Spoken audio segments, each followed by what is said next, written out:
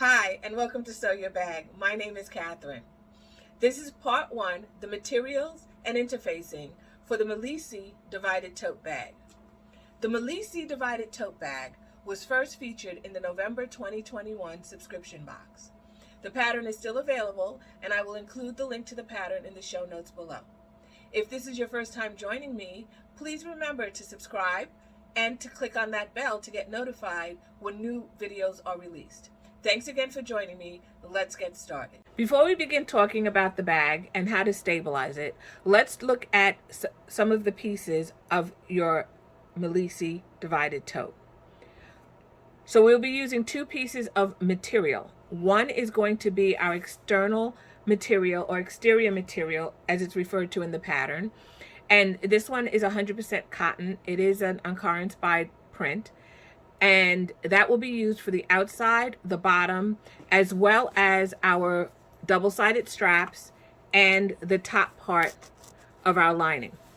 The other piece of material we will be using will be a waterproof canvas. So a waterproof canvas, because these are double-sided straps, it will be used for the double-sided strap, the underside. It will be used for the lining. It will also be used for the lining of the internal zipper pocket divider. Stabilizers that are used in this bag, there are 3 stabilizers that are used. One is Soft and Stable, which is a foam stabilizer. It is a sew-in. It helps the bag to stand up. It also helps it to be squishy, and it bounces back very well. We'll be using Woven Fix, and the Woven Fix we will apply to the exterior fabrics only. We will not be applying it to our waterproof canvas. Waterproof canvas will not have any kind of stabilizer. And we will be applying it to this. It is applied using heat or an iron, Woven Fix. And it's provided by, and you can find it at a cereal bag maker.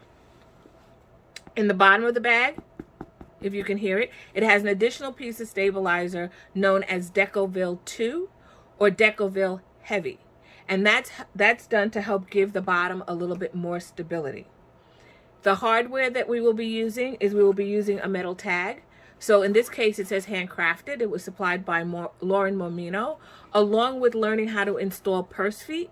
And the purse feet also were supplied by Lauren Mormino. Inside the bag, we will learn how to install the zipper. And the zipper part of this bag has zipper tabs on the end. This is zipper by the yard. So there is no metal pieces at the end like a store-bought zipper. We cut it to the length that we need. And the zipper was supplied by Cereal Bag Maker. The welt pocket on the inside, if you take a look at it, is the exterior fabric. The welt pocket is it's sort of like, it has a little bit extra. I could have left it open, but I decided to add that level of security so you can't stick your hand directly into the welt pocket. However, if you pull it out, it gives you that decorative edge, and it gives you that light level of security in there. So that was the interface, the stabilizer, and the material. I will not be giving you any measurements for any of the pattern pieces. If you're interested in the pattern, once again, it's in the show notes below. And we're going to get started talking about how to apply the interfacing and the pieces that we need for the bag. So the pieces that you will need, or the material that you will need, is approximately 1 yard of exterior fabric, an exterior cotton fabric. In this case, I'm using this Ankara inspired print. You'll need approximately 1 yard of a woven interface. This one is Woven Fix. You will need a piece of 30 by 19 inch piece of foam or 30 by 30 piece of foam. This is Soft and Stable. It is a sew-in foam that I'm using. I find that this gives the best results. However, if you have something different, you can use that as well. You will also need a piece of Decovil Heavy or some type of firm stabilizer. The Decovil Heavy has like a leathery feel, and it's thick, and we're going to add this to the bottom of our bag. And then the last thing that you're going to need for the material is going to be a piece of waterproof canvas.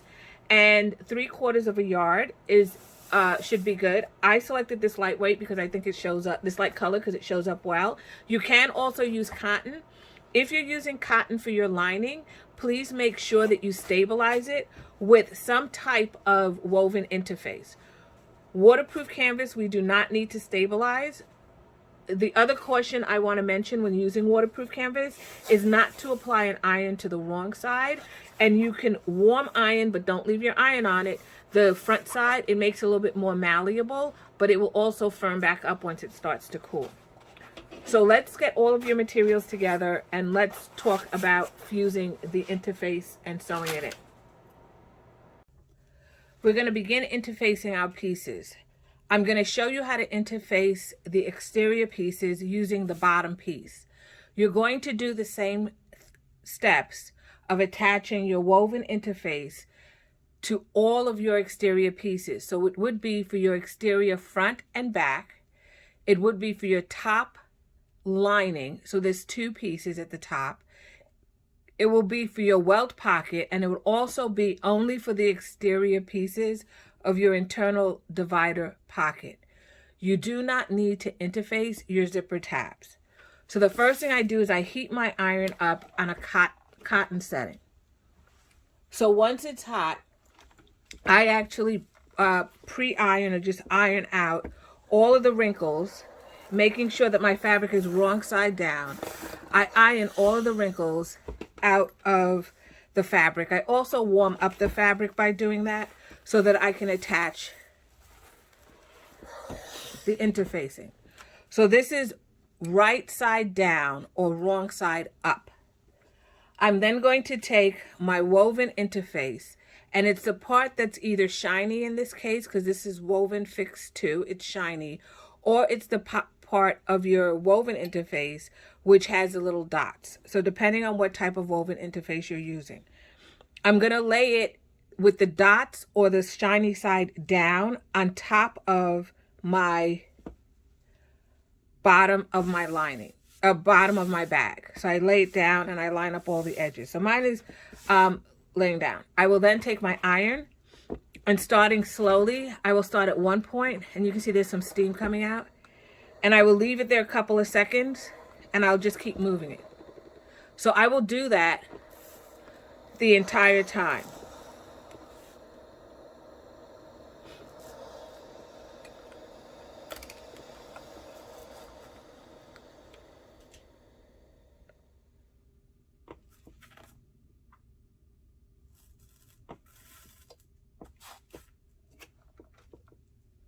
So you want to make this nice and hot. And that sizzling you hear is because I have a Teflon sheet on my ironing board.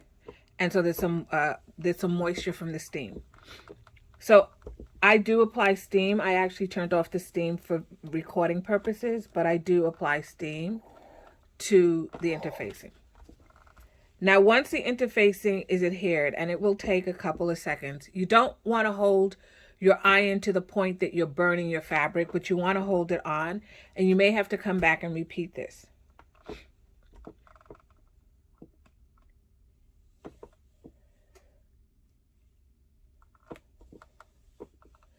Check your corners to make sure it's adhered over here, so you can see it's sticky. It's sticking over here. And we'll trim this up later, but make sure that it all the way around the edges that it is sticking.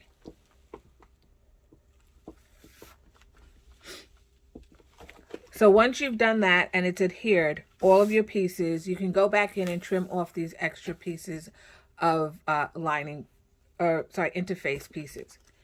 For the bottom only, so you're going to repeat this. For the bottom only, I'm now going to add my Decovil Heavy. So my Decovil Heavy is sort of a leathery feeling piece of interfacing. It is a heavy stabilizer, so if you're using a different type of stabilizer, make sure that it's a heavy type of stabilizer. It has an adhesive on one side and it's shiny, so you can see. I'm on the wrong side of my bottom. I'm going to flip over that adhesive side so that it lays on my bottom piece. And you should have approximately 1/4 of an inch going all the way around. So So I made this 1/4 of an inch smaller all the way around because that will be my seam allowance. You're then going to take this piece in the same way on a cotton setting. You're going to put your iron on it. And once again, I do give it steam to make sure this adheres. So the way that I attach interfacing is I do the thinnest to the thickest. Everybody does it different. Some people will use this stabilizer, the heavier stabilizer, and then put the woven interface over it. I'm going to add foam to this as well. So I'm starting with the lightest one first, which was that woven interface. I'm then going to apply this thicker one, and then at the end of it, I will apply a foam.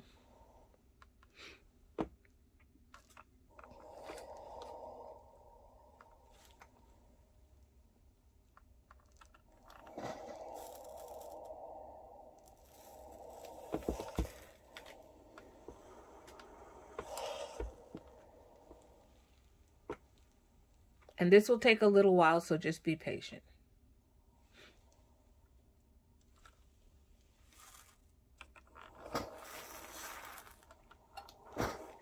Because I am applying steam to this, I will need to let this cool approximately 30 minutes.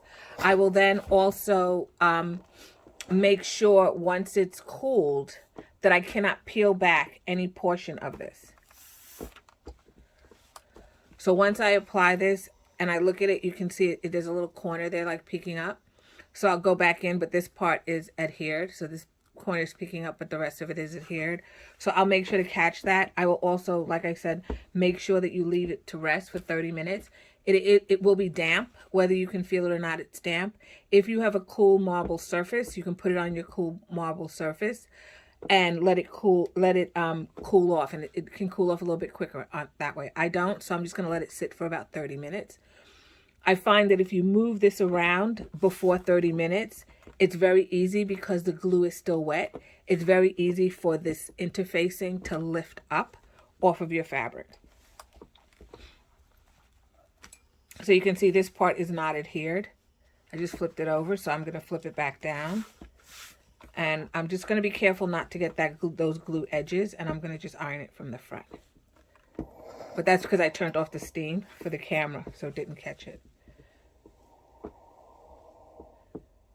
So usually about 30 seconds, it will adhere, that woven, the woven interfacing.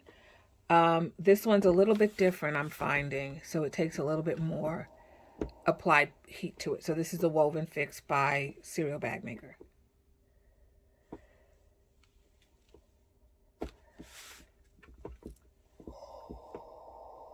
All right. So now what I'm going to do is I'm going to trim this up, and then I'm going to set it to the side so that it can cool.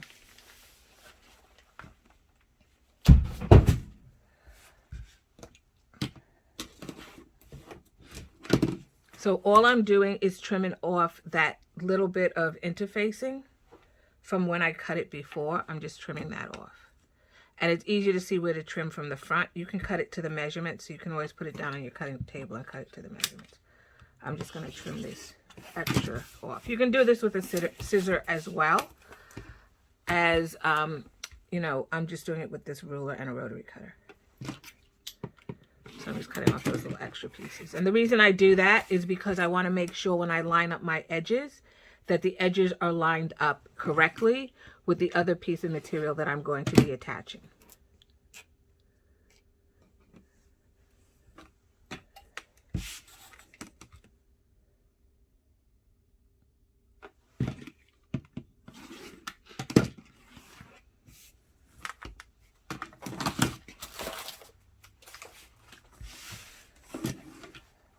So now that's attached.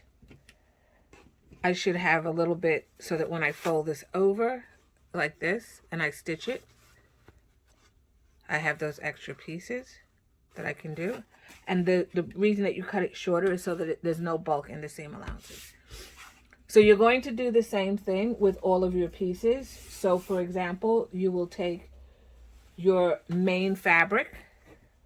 So this is the main body exterior. and there will be 2 of them. You will attach the interface to the exterior of that. You will also take your internal zipper pocket, and there should be 2 interfaces for that. You're going to take your top lining piece, and there will be 2 pieces of interfacing for that, woven interfacing. And you will also take, the last piece you will take is you will take your internal welt pocket, and there should be a piece of interfacing for this as well. In this bag, we are not interfacing the strap. So for the straps, you did cut out 2 pieces of strap. We will not be interfacing those. If you want to, you can. There's no reason not to. So if you want to, you can. I just didn't do it because I'm using waterproof canvas for the back, and I felt that that was enough stability that was needed. But if you want to add a little bit more, please feel free to do so. So what you're going to do is interface all the rest of your pieces, and it's your external fabric pieces. Do not interface or apply interface to any of your waterproof canvas pieces. If you decide to make this bag and use cotton on the inside for the divider pocket and for the bottom lining of your bag, you should interface those pieces. But the pattern itself uses waterproof canvas, so it's not necessary. So go and interface these pieces and then come right back.